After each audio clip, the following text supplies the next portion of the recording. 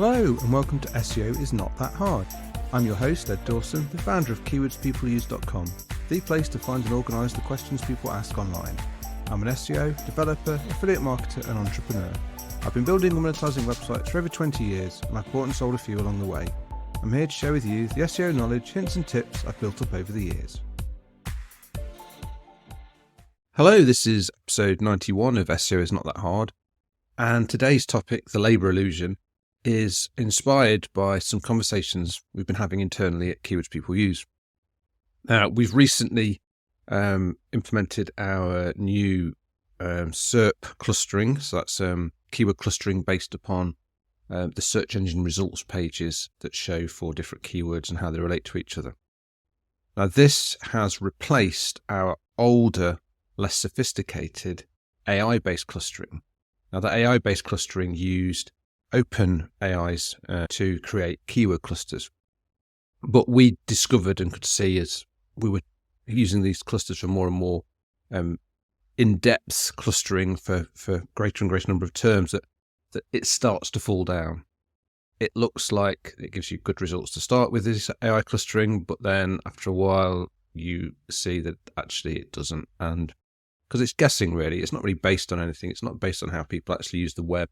It's not based on how Google sees the web. It's not based on how web pages link together and how topical authority is built. It's just OpenAI having a good guess. Now, this has led to a change in how we do the clustering. So our new clustering works, as I've said before, by looking at the URLs that rank in Google for every single keyword and then comparing every single keyword's ranking URLs together to find those keywords which have enough URLs ranking together in common that we can see Google is clustering these keywords together, and therefore this is the content you need to build. You need to build content for each one of these clusters, and that's based on information in Google. So it's much more valuable information. You're going to get much better clusters, and you're going to have much more likelihood of positive results in the SERPs than just letting OpenAI have a guess for you. Now, the thing here is that to do AI clustering takes seconds, but to do SERP clustering takes a lot longer for each keyword. So, for example, what might take literally seconds with AI might take 4 or 5 minutes using SERP clustering, and there's obviously a wait there, and waits aren't necessarily good for people if they're just sat there waiting for something to happen. Now, this process, when we do it, it works asynchronously, so you don't actually have to wait while the clustering is done.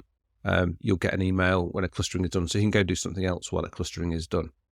Now, we believe it's worth the wait because you do get such better results that are based on an actual algorithm that's got value, that's tested, that gives you those results that are actually you can take forward and do something much better with. But this difference in time is what gives us potentially a problem.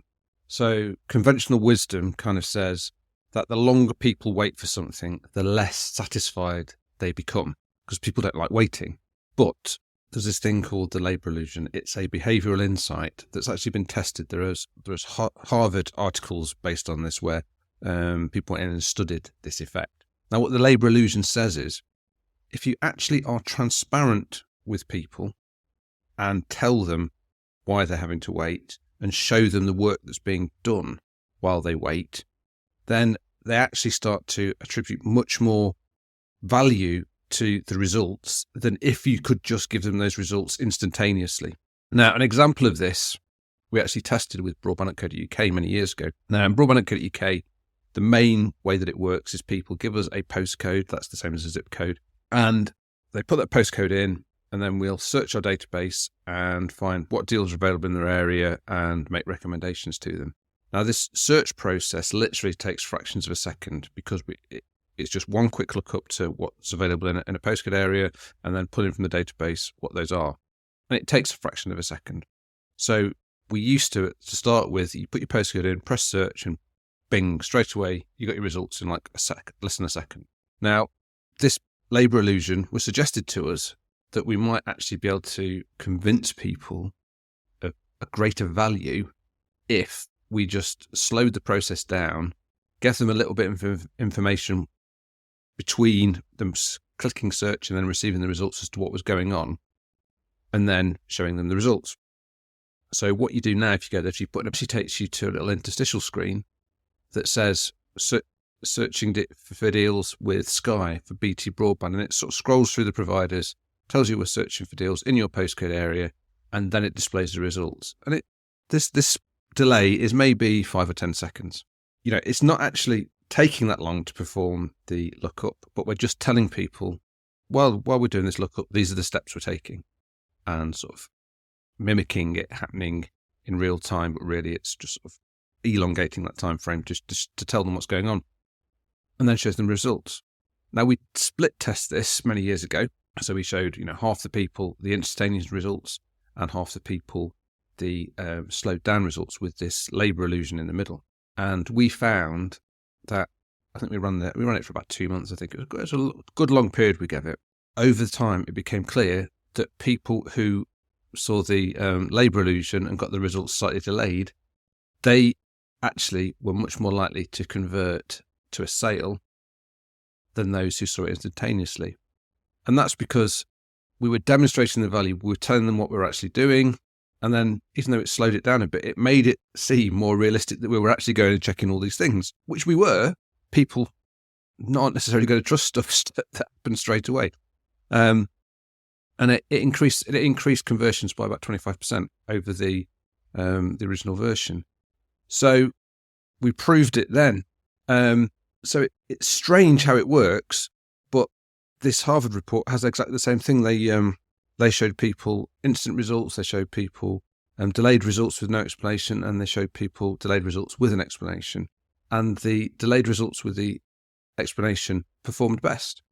Bizarrely, the delayed results without explanation still performed better than the instantaneous results. So people actually seem to prefer websites which have longer waits than those that return instantaneous results if it's doing something that they believe to be complicated. Anyway, so this takes us back to what we're now discussing internally, how to deal with this gap now when people ask to cluster results from a, say, people also ask search, and how to explain why it's taking time. At the moment, we've got a little box that comes up and it just explains what we're doing with a link to a video, and you can close it and it tells you you're going to get an email when the clustering is done and to come back. But we've just been having a discussion whether we are actually even more transparent. Do we actually give more real-time information of what's going on, and do we try and explain it in more detail? And at the moment, we haven't decided exactly what we're going to do. But I just thought I'd share that because this labour illusion concept has come up. I just thought it's a really interesting one to share on the podcast, because you may have a site where you are doing something like this, where you are searching for results for people, or a tool that is carrying out a process. And it might just be worth considering putting in a labour illusion between people requesting something and then receiving it, which just explains what you're actually doing. Because that explanation and that slight delay can actually improve people's perception of the value of what you're providing. It's certainly definitely one that is probably worth testing if you've got e-commerce stuff, or again, any kind of affiliate site like BroadbandUK, where you are performing a search, especially if it's a search of third-party services. Just letting people know this is what you're doing could actually improve the perception of value and improve your sales, improve your conversion. So it's worth thinking about. So I hope that's useful. Before I go, I just wanted to let you know that if you'd like a personal demo of our tools that Keywords People use, that you can book a free, no obligation, one-on-one video call with me, where I'll show you how we can help you level up your content by finding and answering the questions your audience actually have. You can also ask me any SEO questions you have. You just need to go to keywordspeopleuse.com/demo, where you can pick a time and date that suits you for us to catch up. Once again, that's keywordspeopleuse.com/demo, and you can also find that link in the show notes of today's episode. Hope to chat with you soon. Thanks for being a listener. I really appreciate it. Please subscribe and share. It really helps. SEO is not that hard. It's brought to you by keywordspeopleuse.com, the place to find and organise the questions people ask online. See why thousands of people use us every day. Try it today for free at keywordspeopleuse.com. To get an instant hit of more SEO tips, then find the link to download a free copy of my 101 quick SEO tips in the show notes of today's episode.